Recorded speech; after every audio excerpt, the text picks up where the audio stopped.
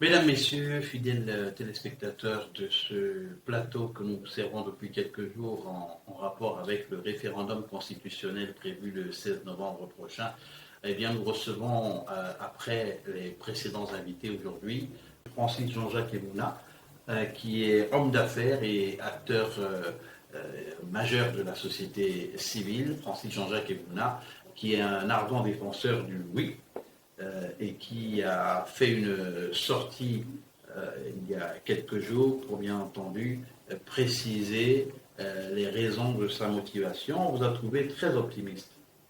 Bonjour. Bonjour. Eh bien, effectivement, je suis Francis Jean-Jacques Emouna, fervent défenseur du oui. Vous me poserez la question de savoir, je représente ici donc la plateforme Éveille-toi Gabon, qui est une plateforme d'éveil de conscience, qui est une tribune par excellence de la défense des valeurs républicaines et même des principes. En réalité, nous sommes là face à la défense du projet de constitution pour lequel nous pensons que notre pays va de l'avant et innove. Et en quoi ce texte est novateur, justement? Alors, ce texte est novateur pour plusieurs raisons. La première raison, c'est que ce texte respecte les principes démocratiques. Pourquoi? Nous venons d'avoir une constitution qui a été triturée plus de 11 fois, et même une constitution qui a été touchée à la veille de l'élection. Je crois que tous les Gabonais avaient d'ailleurs condamné cela. Or, aujourd'hui, nous avons un projet de constitution dans le cadre du coup de libération qui a été opéré par nos forces de sécurité et de défense, regroupées au sein du CETRI. Il est question, l'innovation c'est quoi? On retourne dans la norme démocratique qui est un scrutin à deux tours. Nous étions à un scrutin à un tour avant. Aujourd'hui, nous repartons à deux tours. Deuxième innovation, un Premier ministre qui n'était on appelle en latin un primus inter pares, c'est-à-dire un simple valet qui n'avait aucun pouvoir. On le remplace par quelque chose d'innovant, par un vice-président du gouvernement. Qui cette fois aurait des... Qui aura des pouvoirs, puisque certains pouvoirs dans l'exécutif, contrairement à ce que les gens disent, oui, on a taillé une constitution à la mesure du roi, ça n'existe pas au Gabon. Les innovations, c'est que vous avez la délimitation des mandats. Or, l'ancienne constitution ne nous donnait pas d'assurance qu'un mandat présidentiel pouvait se résumer à deux ou trois mandats. Or, c'était ad vitam aeternam. Aujourd'hui, nous avons, vous pensez, la garantie que cette disposition-là va être respectée. Mais, quel que soit le futur président, si cette constitution passe comme nous pensons qu'elle passera, parce que le Gabonais se souvient de ce qu'il y avait avant. Aujourd'hui, les innovations, c'est qu'un fils de président ne peut plus remplacer le président. Vous voyez, on a déjà ça. Le président ne peut plus nommer les 3 juges de la Cour constitutionnelle. Les pouvoirs du chef de l'État ont été répartis. J'entends des gens dire oui, c'est un hyper-président. Non, je pense que, d'ailleurs, pour des militaires, il faut se dire qu'ils sont vraiment démocrates. Parce qu'un régime militaire, c'est la dictature, c'est de l'autocratie. Or là, voilà quelqu'un qui se dit, j'ai le pouvoir, j'ai sauvé le peuple, mais je voudrais m'acquitter d'un devoir, de l'engagement républicain que je prends pour essayer de restaurer les institutions. Ça passe par la décision souveraine qui vient du peuple. Et c'est ce peuple-là qui doit lui donner, pas forcément lui, parce qu'il n'est pas candidat. Là, pour l'instant. Et certains de vos adversaires, pardon de vous interrompre, estiment que les militaires se sont fait la part belle en s'accordant une amnistie. Ben, écoutez, vous savez, dans tous les régimes du monde, un coup d'État, c'est une faute. Or, là, il s'agit de la libération des Gabonais, qui étaient oppressés, qui étaient asservis, qui étaient dans l'esclavage. Voilà des gens qui, effectivement, peuvent demander l'amnistie. Pourquoi? Parce que si quelqu'un d'autre vient, il va vouloir regarder cela comme étant un crime. Il est poursuivi, même s'il n'y a pas eu de mort. Et donc, il est important, effectivement, qu'on sécurisât les frères et sœurs gabonais qui ont dit non à l'asservissement, à l'esclavage, qui ont dit non, on ne peut plus accepter de faire marcher les Gabonais, en fait, de les traîner dans la boue. Le Gabonais ne doit... le respect de la citoyenneté. J'étais en train de vous dire que, par exemple, dans le cadre des innovations, parce que je reviens là-dessus, l'innovation, c'est quoi? C'est qu'on a enlevé la fonction de Premier ministre. C'est qu'on a limité les mandats, parce qu'on ne peut plus aller au-delà de 2 mandats. Mais c'est innovant. Alors, vous me direz peut-être, oui, peut-être gentillissime. Vous me direz peut-être, oui, les adversaires aussi parlent de l'âge, la limite d'âge. Justement, la limite de 70 ans pour se porter candidat à l'élection présidentielle, est-ce qu'elle n'est pas une forme d'exclusion pour les gens d'un certain âge qui ailleurs sont ainsi comme partout Pas du tout. présent d'expérience et de compétences. Pas du tout. Souvenez-vous du défunt président Robert Mugabe. Voyez, sans m'en moquer, voyez l'âge de Joe Biden. Vous voyez toute la difficulté qu'il a à assumer les charges. Mais parce qu'il faut un président alerte, il faut un président qui soit physiquement capable de le faire. Or, à cet âge-là, on devient conseiller, on conseille, on est une bibliothèque à 70 ans. On est une bibliothèque, on conseille les jeunes, parce que justement, c'est l'âge par excellence où il faut passer le flambeau à la jeunesse. Et je pense que c'est de ça qu'il s'agit. Et c'est ça qui fait l'innovation véritable de ce projet de constitution qui va aller au vote le 16 prochain. Moi, je pense que, alors, nous voulons bâtir un nouveau Gabon. Il nous faut donc des nouveaux textes. Vous savez, au Gabon, voilà un militaire qui vous dit « Je ne veux pas décider seul ». Rien n'empêchait qu'il décide seul. Le général Oligui, je crois que c'est un enfant des vieux.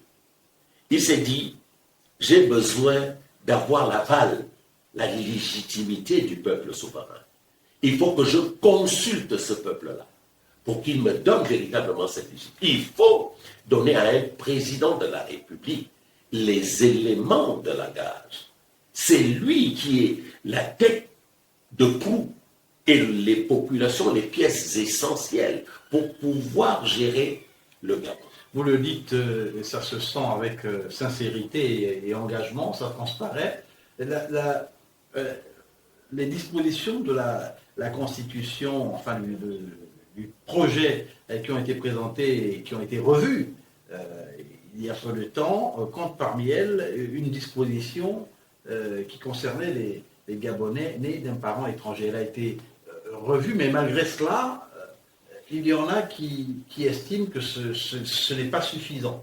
Encore une fois, voilà un militaire qui donne la leçon politique aux hommes politiques. On a parlé certes des binationaux. C'est de ça qu'il s'agit. Le père pouvait être français, la mère gabonaise. Mais justement parce qu'il est à l'écoute des Gabonais, qu'il a demandé la réécriture de cet article. Aujourd'hui, il ne se pose plus ce problème de binationaux. On dit simplement, dans la nouvelle mouture, la nouvelle mouture, on dit que on peut être de père ou de mère. Ça veut donc dire que on a levé le verrou qui effectivement, mais Pourquoi est-ce qu'on a peur d'une constitution rigide qu'on ne peut plus triturer comme on l'a fait pour celle de 91, qui a subi plus de 11 révisions? Jusqu'à ce que même la veille de l'élection, on change les règles du jeu, ce qui ne se fait pas. Dans une élection présidentielle, on ne révise même pas la liste électorale un an avant. Or, nous avons vu, jusqu'à la dernière minute, le pouvoir déchu aller jusqu'à triturer la Constitution. Alors, celui qui ne voulait pas voter Ali Bongo, il s'agit de le nommer. On lui colle quelqu'un peut-être d'un village que les gens aiment. Bien. Mais les gens, c'est qu'un dilemme qu'on pose à ces gens-là. Je veux voter mon fils, qui est candidat, mais je suis obligé de voter la personne que je n'aime pas. Vous voyez que c'est très subtil, c'est malin, mais c'est diabolique. C'est diabolique parce que celui qui va me voter, quelqu'un de mon village, évidemment je ne fais pas dans l'ethnocentrisme, mais il faut penser que beaucoup de choses ont évolué. Nous bâtissons une nouvelle république. Et pour bâtir cette nouvelle république, beaucoup comme vous estiment que cette nouvelle constitution devrait aider au développement du Gabon. Est-ce qu'il y a, parmi justement les articles que vous avez égrenés et parcourus, eh bien, une disposition qui a particulièrement marqué votre esprit? Mais moi, la Constitution a marqué mon esprit, parce que, encore une fois, elle est novatrice. Et je vais même vous dire que, véritablement, elle consacre la réalité du développement de notre pays. Cette Constitution consacre des éléments novateurs pour l'économie et le social. Ça, en fait, ça consacre la souveraineté économique. À l'époque, évidemment, on entend par-ci et par-là des gens qui disent les Gabonais d'adoption qui se croient Gabonais, plus Gabonais que les autres, et qui détiendraient les leviers économiques. Mais cette constitution, justement, ramène les choses à leur juste valeur. C'est-à-dire que le Gabonais, il y aura dans les dispositions constitutionnelles. Vous voyez, l'interprétation que les gens font de la Constitution n'est pas normale. Toi et moi n'avons pas vocation à interpréter les articles de la Constitution. Nous ne sommes pas des juges. C'est du ressort du juge. Nous avons à regarder ce qui intéresse, parce que la Constitution elle-même, c'est un boulevard qu'on trace. On met en place l'organisation des institutions républicaines et comment ces institutions vont pouvoir fonctionner et quelles seront les relations entre elles d'abord et les relations avec le peuple. Et c'est à partir de cette constitution qu'on crée d'autres lois et décrets, etc. On fixe le cadre, c'est ce cadre-là, et ensuite on prend des lois qui permettent. Parce qu'il ne faut pas qu'on prenne justement des lois qui soient anticonstitutionnelles. Il faudrait des lois qui cadrent avec la norme supérieure qui est la loi fondamentale.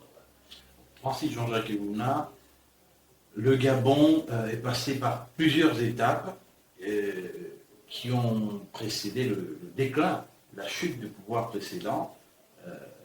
Est-ce qu'on doit considérer qu'une fois cette nouvelle constitution adoptée, les choses pourront aller de l'avant de telle sorte que certaines pages soient définitivement tournées? Alors, ça m'amène à simplement répondre à ceux qui pensent que le président Oligui a annoncé la restauration des institutions. Vous voyez, cette question-là, elle va chercher cela. Alors, la restauration des institutions, quelle est la base? C'est la Constitution d'abord. C'est pour ça qu'il demande qu'on lui donne la réalité de son engagement, l'engagement pris devant le peuple gabonais, qu'il va restaurer les institutions. Et la première, et la mère en fait, la norme supérieure, ou la loi qui lui permettrait de réguler et de mettre forme toutes les autres institutions, c'est la Constitution. Donc, votons d'abord cette Constitution-là. Une fois cette Constitution est votée, alors, nous allons maintenant regarder si les lois qui seront prises après cette Constitution ne cadrent pas. Alors là, les gens peuvent se plaindre. En plus, les gens se plaignent. Pourquoi? On n'a même pas encore vu véritablement comment on met en œuvre cette Constitution. Vous ne pouvez pas décrier quelque chose alors que vous n'avez pas vu comment cette chose fonctionne. La Constitution est mise en branle. Ce sont les Gabonais qui ont écrit cette Constitution. Il faut donc d'abord aller voter. Mais il y a eu également, on l'a entendu, des recommandations qui avaient été faites pendant le dialogue national inclusif d'Angojé, qui n'ont pas été prises en compte et qui ont entraîné chez les personnes, les Gabonais opposés à ceux du pouvoir déchu, pas mal de réactions, à savoir par exemple la suspension de l'ancien parti au pouvoir, qui aujourd'hui est un allié, un soutien du CTM. Je voudrais peut-être m'inscrire en faux. Eh bien, le rôle d'un système démocratique n'est pas de suspendre en réalité les partis politiques. Les partis politiques concourent à l'expression démocratique. Évidemment, les Gabonais, beaucoup ont demandé cela parce qu'ils avaient le mauvais souvenir qu'a présenté le Parti démocratique gabonais à l'époque. Mais, vous savez, on peut toujours revenir à la raison. Peut-être qu'ils ont fait des erreurs. Vous entendez d'ailleurs eux-mêmes dire qu'ils ont commis beaucoup d'erreurs. Et s'ils ont commis beaucoup d'erreurs et qu'ils le reconnaissent, ça veut donc dire qu'ils sont capables de naviguer vers le vent qui amène le nouveau Gabon. Donc, moi, je ne vois pas où est la difficulté de laisser l'expression démocratique se mouvoir. Je ne vois pas où est le problème. Le Parti démocratique gabonais, qui ne soutient pas. Ce sont les petites personnes qui ne se sentent pas peut-être impliquées, qui disent cela. Mais on ne va pas impliquer tout le monde non plus. Il y a d'abord, un canevas à tracer. Il y a d'abord un cadre à mettre en place. Une fois le cadre mis en place, à ce moment-là, on peut parler.